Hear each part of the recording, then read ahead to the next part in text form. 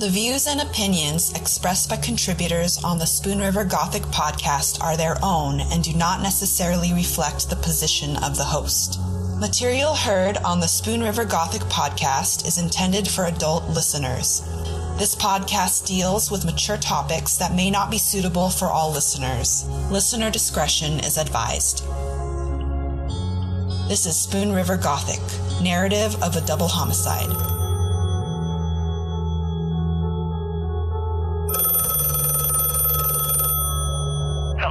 No one is available to take your call. Please leave a message after the tone.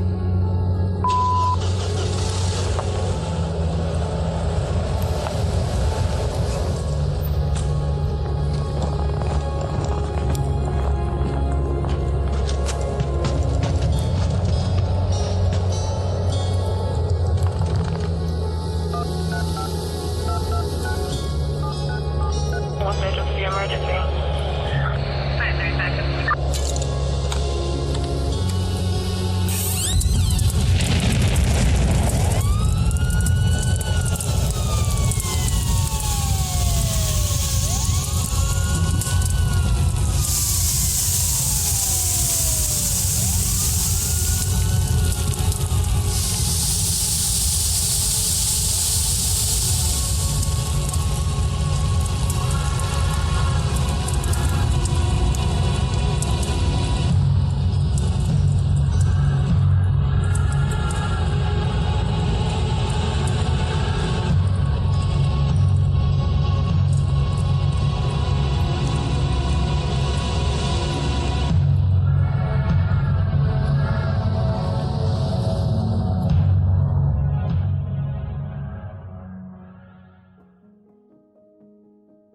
In this day and age, almost anyone can be found online because your private information is no longer private. In today's world, the risk of being tracked online is a significant concern. Anyone, like a coworker, a new online date, or even a stranger, can pose a threat if they gain access to your personal information. Your personal information is already exposed whether you like it or not. In fact, the average person, including you, will have over 2,400 pieces of personal information exposed online over the next 2 years. Your online reputation is everything, and 40% of information data brokers have on people is inaccurate. This could mean lost job opportunities, higher insurance premiums, or even wrongful arrest. And after hearing our podcast, we all know this could lead to something much darker. And everyone knows that is not a risk you should be willing to take. But did you know there is a legit way to make your personal data yours again? Spoon River Gothic has partnered with #1 personal data removal service, Delete Me. Since 2011, Delete Me has made it quick, easy, and safe for listeners like you to remove your personal data online. But how does Delete Me work? Well, it's quick and easy. You just sign up at joindeleteme.com/spoonriver and submit your personal information for removal from search engines. Next, the removal process begins as Delete Me experts find and remove your personal information, and you will then receive a detailed Delete Me report within 7 days. And that's not it. Delete Me experts will continue to scan and delete any detected personal information every 3 months throughout the year. Since 2011, Delete Me has saved users over 54 years. That's 20,000 hours of required effort to remove personal information from online sources. Delete Me has developed the most comprehensive, thorough, and transparent information removal product on the market, and that is why PCMag.com named Delete Me excellent, the most outstanding product in its category. With an average rating of 4.7 out of 5 stars, Delete Me has over 800 plus reviews and an A+ rating by the Better Business Bureau. So know that you can trust this industry leader in online personal data removal. Also, the Delete Me team is always there to help you and prides itself on its outstanding customer service and a 100% satisfaction guarantee. The Delete Me team is not happy if you're not happy. Your privacy is their business. So join Delete Me now, risk-free at joindeleteme.com/spoonriver, because no one wants to be a victim or a suspect. So get protected before it's too late. And next time that case hits too close to home, you will not find yourself asking that strange person on the other end of the line, "How did you find my number?" Again, that's joindeleteme.com/spoonriver.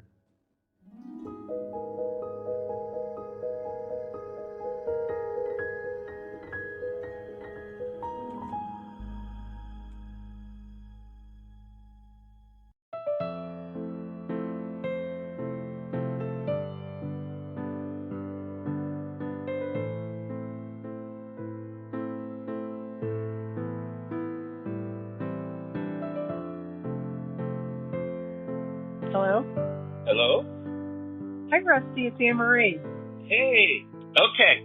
Some of the questions you're asking me last night, like about Mike Elam and Dave Ayers and stuff. Yeah. I kept thinking about that. So I started texting some of the guys saying, hey, I did this interview thing and here's some of the questions they asked. I don't know what all detail information you want. Just talking to, Ryan and Gerald and them guys, texting last night and today, they I should say they even said, they're like, the city and the chief kind of pretty much kept that really hush, but like rumors were getting out. So I didn't know if you wanted the rumors going around the station or if that's even of interest. You want to know the rumors, because I do. See, I remember once them having a departmental meeting, and I don't think I realized at the time. Then I kind of start thinking of the dates and the time frame, but I remember once at a departmental meeting, and the chief was talking about some kind of investigation, and in there, somebody on the department had hired a civil thing. I don't know if it was divorce or a civil suit or what, that had nothing to do with their police job, but they had hired a local attorney that was related to, I think it was one of their brother-in-laws, one of the sister's husband, who's a local attorney. And Chief Elam? Chief Elam, his wife and Dave Ayers' wife were sisters. Well, there was 4 or 5 sisters in that family. Well, somebody had hired this local attorney who was a brother-in-law to Mike Elam, the chief.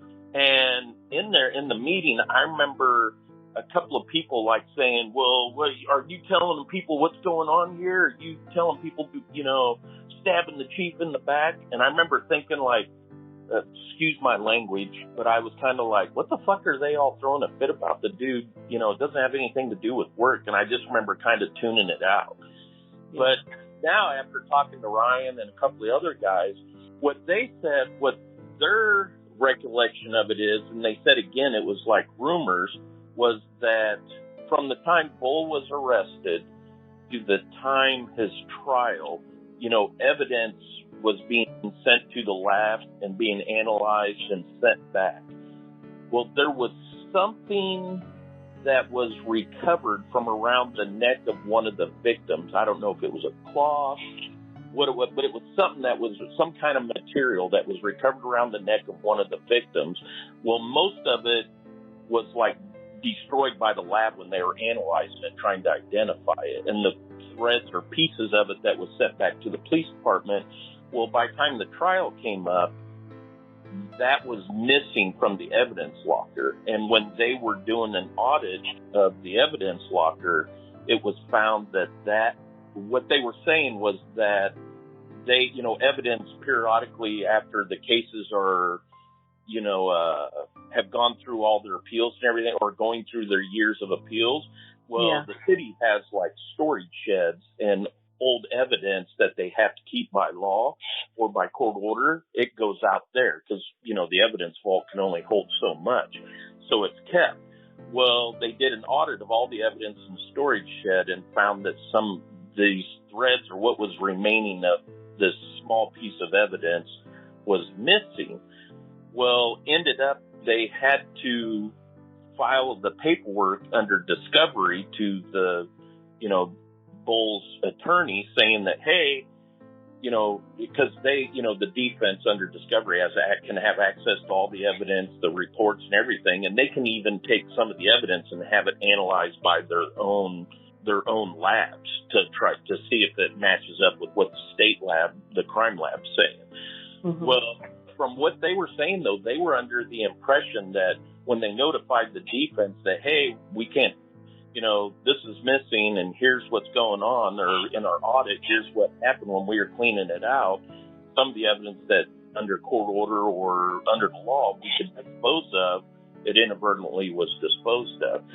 And from what Ryan was saying, he was under the impression that before the trial started, when they were having all the motions and hearings, that was argued before a judge, And the defense and the judge, they all ruled that, okay, they'll accept the state crime labs, what their analysis of this was. And that this was even before the jury trial started, one of those kind of hearings. Well, then I guess for whatever reason, then they said, then later on, after Bull was convicted and everything, you mentioned about some kind of the letter or something like that. I remember you mentioned about it, and I remember thinking, oh, yeah, I remember that being kind of a hoopla kind of thing. But I guess they were saying that either it came out in that or something else came up. But years later, the FBI was doing some type of investigation either into Elam or the police department or the city. But it had something to do with, like, the city. And for whatever reason, they came and interviewed Dave Ayers while he was off duty. And after they interviewed him, he was supposedly, allegedly told, okay, well, while we're doing this investigation, you can't talk about that. We interviewed you about this to anybody. So Dave, of course, did, because a lot of people don't realize the FBI has a lot of authority and leeway. So even if you don't commit a crime, you haven't done anything, if the FBI can show that you lied, they can charge you. If they show that you kept information from you, they can charge you with obstruction. Or if they tell you, hey, we're doing an investigation on something, this is confidential, you can't talk about it, and then you talk about it to the news media or to your family, they can come back and charge you on a federal crime. So, yeah, a lot of people don't realize that. But I guess, though, that somewhere during this period of time, during this investigation, the city found out that Dave had been interviewed about it prior in the past sometime. And the city, I guess, went after Dave because of that, because he didn't tell them that the FBI was doing this investigation. And then I do know, though, like a couple of guys said, they said, we know for a fact that the city did hire some lawyer, not in this area, it was like outside of the area, to represent Elam and the city. So that's why we were thinking when we were talking, well, then it had to do with something with the police department or the Elam. But they said because they remembered at the time the city council in executive session had to vote on it. And the guys, which I don't remember this, the guys were saying that a couple of the council members that they knew were like friends with on the city council, that they were talking about like within a few weeks or so that in executive session, the council voted to pay for some law firm to represent the city and Mike Elam with the feds. So and I know though, again, I mean, Elam ended up, he retired, and I remember him retiring. I mean, I don't remember him I don't remember anything that was like one of those things of, well, because I know like when Don Edwards, not the mayor and no relation to the old mayor, Don Edwards, we had a police officer named Don Edwards who, became a lieutenant and then became the chief after Elam. And I remember like when they told him, hey, come May, we're not renewing you're not being reappointed as chief of police, you're done, so pack up your office and your desk, and in 2 months you're done. So he retired. Okay. Yeah. And that had to do with, cause he was the chief when I had my complaint, with the city, and ended up hiring an attorney. And then we had a little girl that got murdered by her uncle, and which happened like months after I filed my complaint. But he had some kind of like Mason or Scottish Rite meeting in Springfield, and when the dispatch was, calling out the detectives and everything for the little girl getting murdered, they called, notified him, and he just told dispatch, okay, keep me updated. Well, then that morning he went to Springfield for his Mason or Scottish Rite meeting, and all the news media was showing up. They made arrest on the little girl getting murdered. Well, then the mayor showed up at the time and was like, well, where the hell's your chief of police? All the media's here wanting to know what's going on, and they keep asking me, and that's why we have a chief of police to deal with this. And the lieutenant was like, well, he went to a Mason meeting in Springfield, and the mayor flipped, which he should have been upset. So it was a combination of things that they were like, yeah, no, you're, come May 1st, I'm not reappointing you as chief, you're done. So I know nothing, I don't remember anything like that happening with Elam back then, but then again, I do know, like, talking to the guys, they were kind of like, well, and they were talking about, well, you don't remember, because they brought up about that departmental meeting. They go, you don't remember that meeting where there was like a yelling match and they were accusing Greg because he hired an attorney? I go, I do remember that meeting where they were all yelling because something about the attorney he hired. And that's what the guys were all speculating. He said, yeah, at the time, since he hired this attorney, that side of the family was siding with Dave Ayers. Well, they felt like what was being said in the police department that Greg was like leaking it to him or some shit like that. And I'm like, oh, okay. I go, it's just it was an itch that I had to scratch. I just remember the way the guys were talking was that the detectives came in, and like I was at work and they came in and they're like, hey, Graham, we got to talk to you in confidential. And I'm like, oh, okay, what's going on? And then and they said, oh, you can't talk about this to anybody. And they were asking me questions about Dave Ayers. And I go, well, I go, he's a lieutenant. I mean, he works like days and second. I go, I haven't worked with him in like a couple of years, Mm-hmm. And I remember they were asking me questions about, calls he'd handled or calls I'd been on him with like 2, 3, 4 years prior. And I thought and it kind of like was one of the things when I walked out, I was like, oh, I wonder what Dave did, because they're kind of like on a fishing expedition trying to find something he did wrong. Well, then when I started mentioning it to other guys, they were all like, yeah, all here within the last couple of days, they've been interviewing everybody. And then all of a sudden it was like 2 days later, it was, the notice was put on the bulletin board that Dave Ayers is on administrative leave pending internal investigation. He, has no authority or anything to, in the police department to come in, to be in the records room, to be in the locker room, nothing, not to have access to any departmental property or personnel or anything like that. And we're like, oh shit, okay, yep, he's in trouble for something, but that was just kind of the rumor was okay. And then everything, like the guys were saying that after that, over the next months, that, few months leading up to his hearing at the Police and Fire Commission, that they were investigating him or trying to find something. And supposedly it was allegedly because him months before, however long before, he'd been interviewed with the FBI for something that involved Elam and the city, is what they were all saying they thought the rumor was. And the thing is then as we were talking, I was telling them about, some of the questions you're asked about gold, just trying to get, people's perspective with all that happened and everything. Well, then one of the guys brought up that about the evidence locker. And I go, I'm sure they have copies of all the case, all the under Public Information Act, all of that. Right. And I just remember, like Gerald was saying, he goes, well, I remember time, he goes, everybody was thinking, because they thought it had something to do with that anonymous letter or something. And he goes, there was something in there about evidence coming up missing from the evidence locker. And I go, really? I go, because the only thing that stuck out in my head, I remember looking at that piece of paper that guy and that lady was like putting on windshields. And I was stop sign, and they were walking across the street in front of me. And I go, hey, what do you got, coupons for something? I go, I want a discount. Is it for food? Kind of making a joke.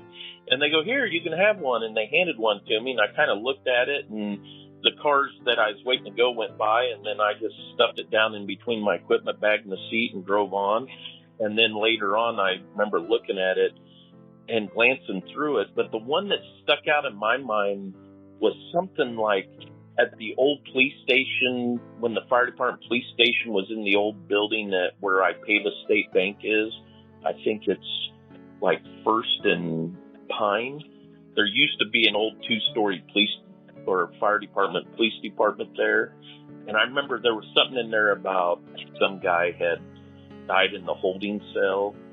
And so they like put him on top of the furnace to warm up his body so that when the coroner got there, it looked like he just died or something like that. Because I remember seeing that and I'm like, what the hell? And I'm like, you know, and I remember like just kind of glancing through it and seeing that. And I'm like, what the hell? And I remember, you know, like, why the hell would they, you know, somebody died in a holding cell back then. It was probably, you know, one of them that, you know, I'm like, okay, if somebody dies in our holding cell, you call an ambulance, they take them to the hospital, you call a coroner, the state police investigates it. And then I thought, why, you know, I just remember kind of thinking, okay, you know, that's a bad thing to happen. But, you know, that with people using drugs and alcohol and all kinds of things, that's something that you're trained that could possibly happen and what you're supposed to do if that happens.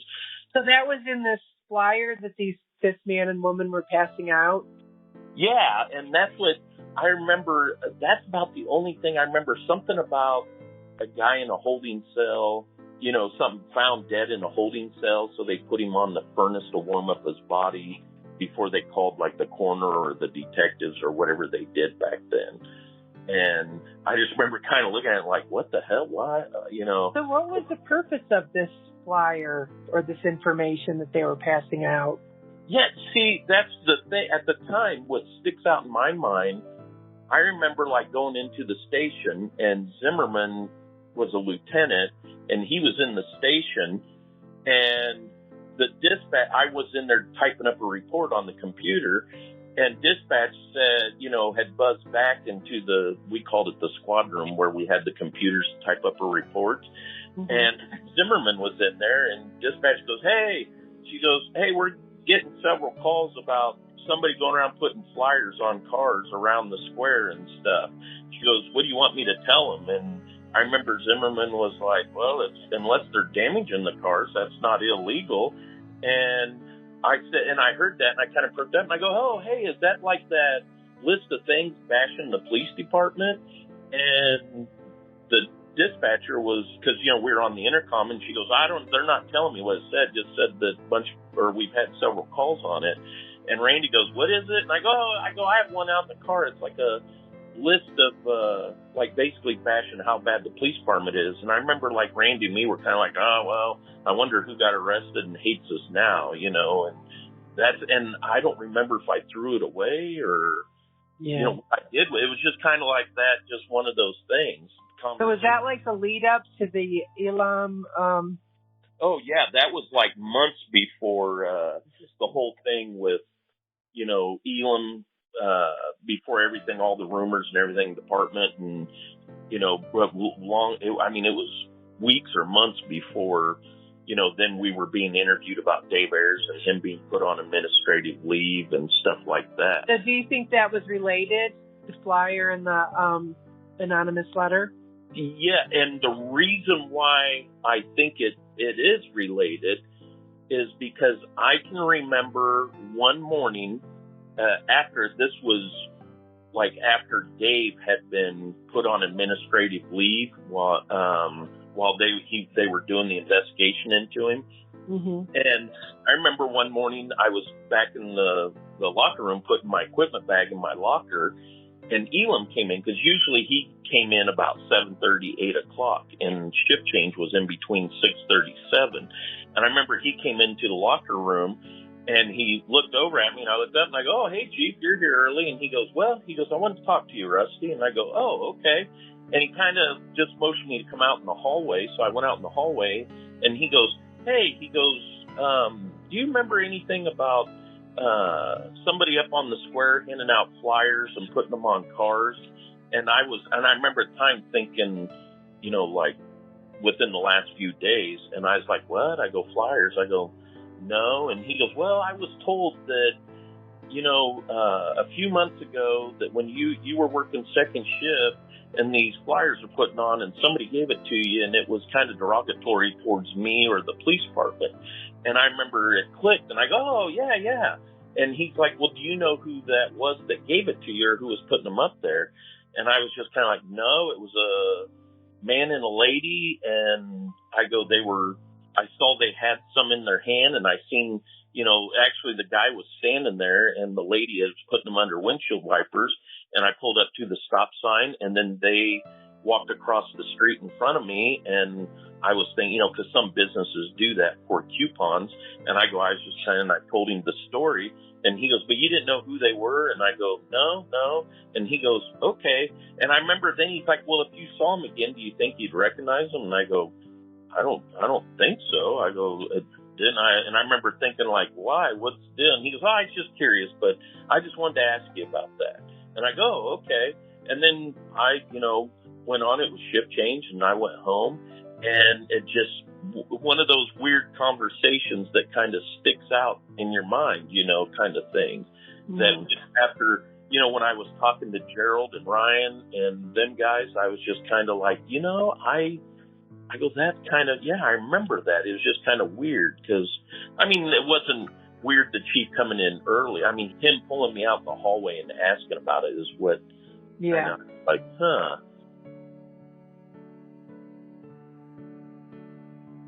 To me, like if you're interviewing people and all you have is witnesses' statements, I always take those as, always in the back of my mind, I'm like, okay, there's their story, the suspect's story, and somewhere in the middle is the truth.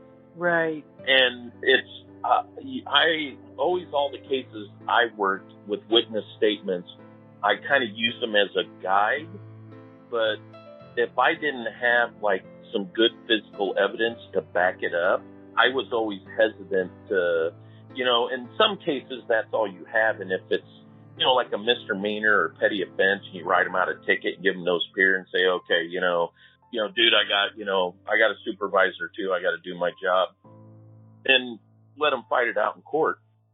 But when it comes to somebody who could be spending their life in jail or getting like the death penalty, that somebody could get life in prison or the death penalty, all based on witness statements with minimum or no physical evidence. Mm-hmm. Mm-hmm. To me, that just boggles my mind that happens.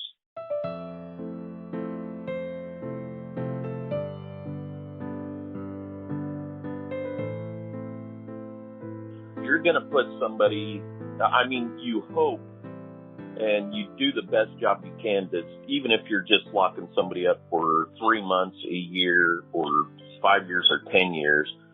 But to me, I'm like, if somebody's going to get life in prison or death penalty, you need to be 100% positive, with the physical evidence, the witness statements. To me, I'm like, when it comes to that point, there is no, okay, we might have, beyond a reasonable doubt to convict the person, but we need 100% no doubt if they're going to get life in prison or the death penalty. That's the way I look at it.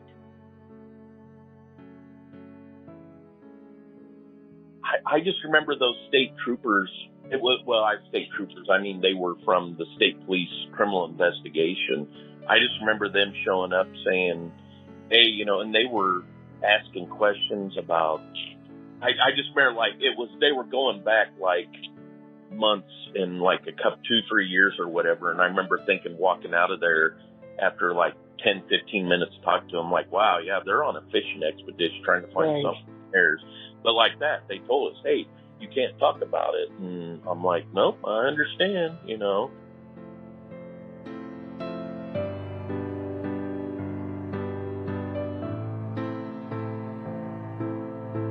Yeah, no, after the conversation last night, like I was talking to a couple of my daughters, and then it just kept, I'm like, just one of those itches that I had to scratch.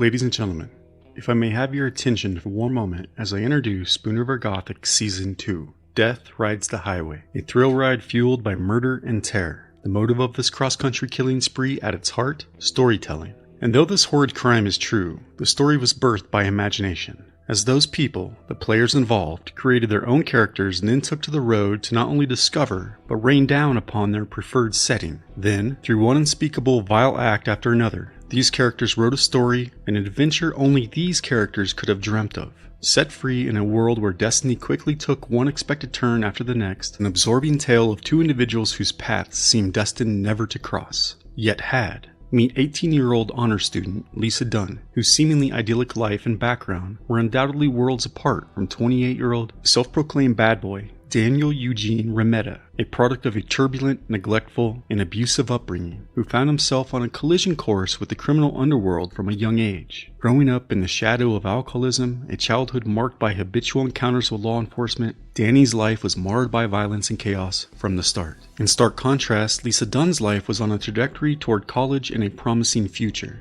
Until shortly before their fateful meeting, she embodied a well-cared-for, academically successful teenager from a loving and well-to-do middle-class home. But then, suddenly her grades slipped. She experimented with drugs and even ran away from home to Florida, signaling her growing discomfort with the life that had been assigned to her. And when Lisa and Danny's paths crossed, it was at that crossroads, that crosshair in life, that caused an abrupt turn into not only uncharted territory, but terror.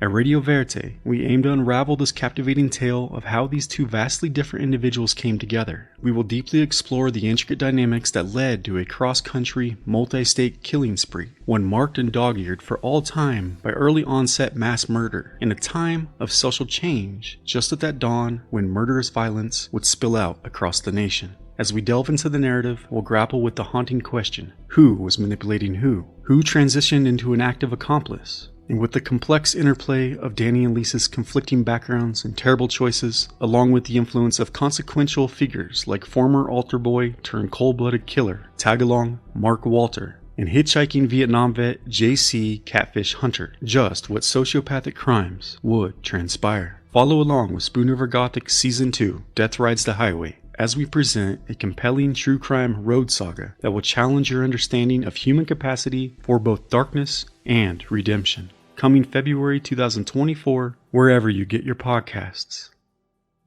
Spoon River Gothic is a production of Lonebird Media in association with CZ Studio and Radio Vérité.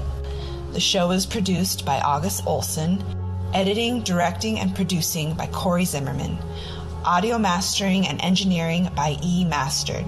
Research is done by Anne-Marie Cannon, Chelsea Mesa, and me, Jinra Illustrissimo. Spoon River Gothic is written and hosted by Cory Zimmerman.